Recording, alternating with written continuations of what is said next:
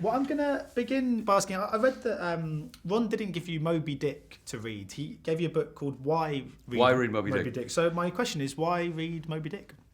Well, yeah, even while you're reading Moby Dick, you're going, why am I doing this? I adore the book because it's dense. Part of what's great about it is that, he'll spend a chapter on just the pews in a church, and that kind of detail and obsession is part of the experience of it. It's through the process of reading it that you start to understand how these people lived and what the world was like at that time, and I think that's significant. Like the line in the beginning where he says, I'm paraphrasing, of course, but when I feel the urge to knock men's hats off in the street, it's time for me to go to sea. That kind of, and that's part of the frustration is part of the fun.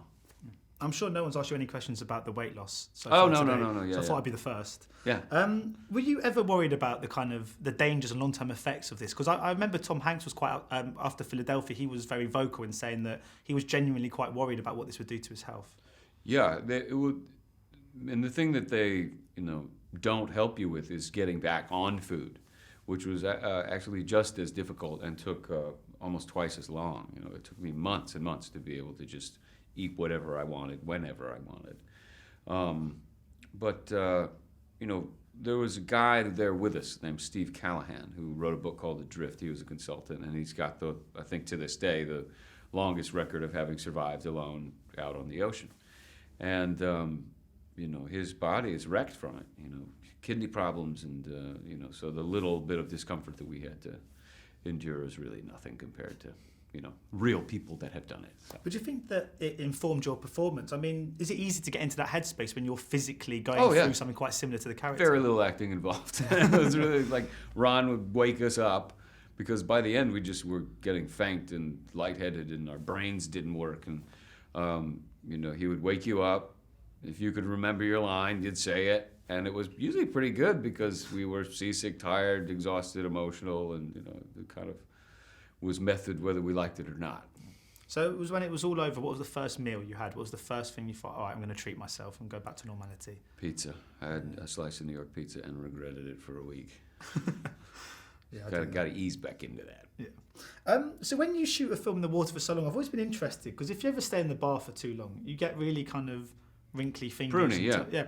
Was that must have been the case? And sort of, I was pruny for months. Pruny for months, yeah. Yeah. And parts of my body that I didn't even know got pruny or pruny. Like we were. But I mean, it must have been quite uncomfortable shooting in the water for that long. Because I guess sometimes you just want to think, can I just shoot a scene on land today? Oh yeah. Can I just be dry for 10 minutes? And the poor crew, they had to come around and in between takes and wet you down. So, as soon as you get dry, there'd be some guy with a fire hose to come over and squirt you with it. You're like, God damn it, it was just comfortable. But also, it's another thing where it just makes your job easier because they would have been very uncomfortable. I didn't know there was a job that the specification was wet Chris Hemsworth down on set. I would have applied for that. Oh, yeah. I'm sure a lot of people would like, just make sure he's glistening. So I'm just finding, of course, another sort of project you've got coming up is The Choice. Yeah. And I was wondering what it's like stepping into the world of Nicholas Sparks, because his films have got such a distinctive tone. They're all kind of drawn together with this sort of similarity of just the whole kind of identity of them. Sure. Was that the case on set when you were shooting? Did it very much feel like you were shooting a Nicholas Sparks movie? Did it have that same atmosphere to it? No, because I think they're trying to do something a little different with this one. A lot of it was improvised. It's not a romantic comedy because it does stay true to Nicholas Sparks, who doesn't like watching a movie about falling in love. But it's more of an indie film than I anticipated it to be. It was kind of fun and freewheeling and funny. Falling in love is funny too. It's weird and strange, and all those complexities are I think, in the film. I think people will be pleasantly surprised. It's not just kissing in the rain, but there's plenty of that. I was going to say, as long as there's some kissing in the rain. Yeah.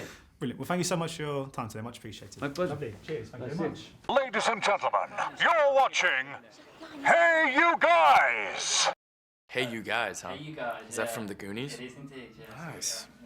Hey,